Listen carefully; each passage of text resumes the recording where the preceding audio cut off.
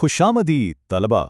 आज के source based explainer में हम ये दरियाफ्त करने वाले हैं कि कंप्यूटर्स आखिर किस तरह इस कदर ज़्यादा डेटा को मुनज़्ज़म करते हैं, और हाँ, उन मुख्तलिफ डिजिटल आलात को चलाने वाले वो हैरत अंगेज़ दिमाग दरअसल काम कैसे करते हैं।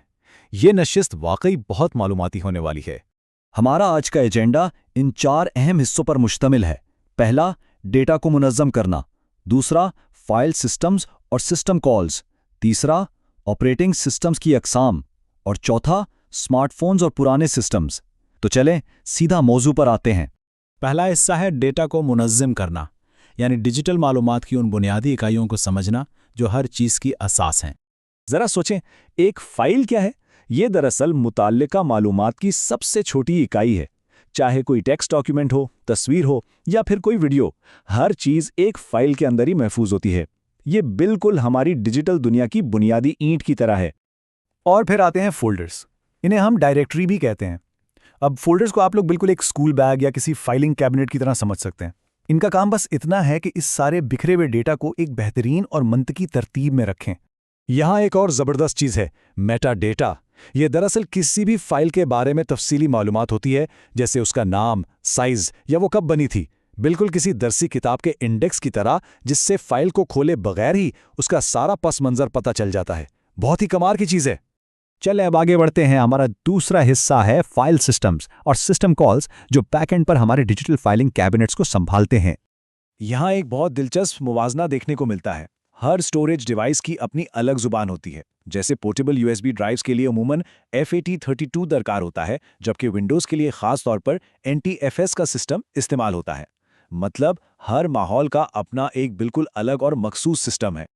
और हाँ, इन सब कामों को दुरुस्त तरीके से चलाने के लिए ऑपरेटिंग सिस्टम एक फैक्ट्री की तरह कुछ खास सिस्टम कॉल्स की पाबंदी करता है। ये एक बाकायदा तरतीब है, यानी सबसे पहले फाइल को ओपन किया जाता है, फिर उसे रीड या राइट करते हैं, और काम खत्म होने पर उसे महफूज तरीके से क्लोज कर दिया जाता है। बिल्कुल सीधा सा उसूल। अब आते हैं तीसरे हिस्से की तरफ, ऑपरेटिंग सिस्टम्स की इकसाम, यानी हमारे डिवाइस मैनेजर्स, जो हर हार्डवेयर के हिसाब से मुख्तलिफ होते हैं। देखिए, ऑपरेटिंग सिस्टम्स को बुनियादी तौर पर इन 4 कैटेगरीज में बांटा गया है: रियल टाइम, एम्बेडेड, नेटवर्क और मोबाइल OS। ये सब हमारी रोज़मर्रा की टेक्नोलॉजीज़ के लिए अलग अलग दिमाग का किरदार अदा करते हैं।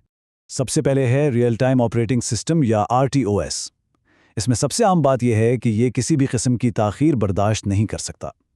इसे सख्ती से मुकर्ररा वक्त यानी डेडलाइन के अंदर काम पूरा करना होता है। इसलिए ये ट्रैफिक कंट्रोल और मेडिकल मॉनिटरिंग जैसे इंतहाई हसास कामों में इस्तेमाल होता है।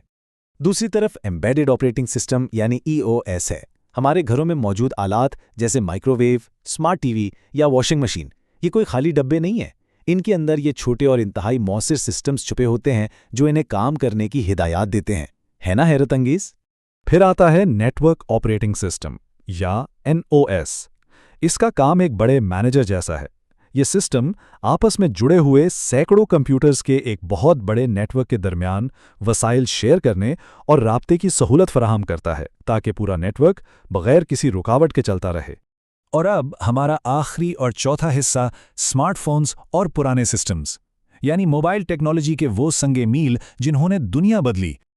आजकल मोबाइल OS तो सभी इस्तेमाल करते हैं। ये खास तौर पर स्मार्टफोन्स और टैबलेट्स के लिए बनाए गए हैं।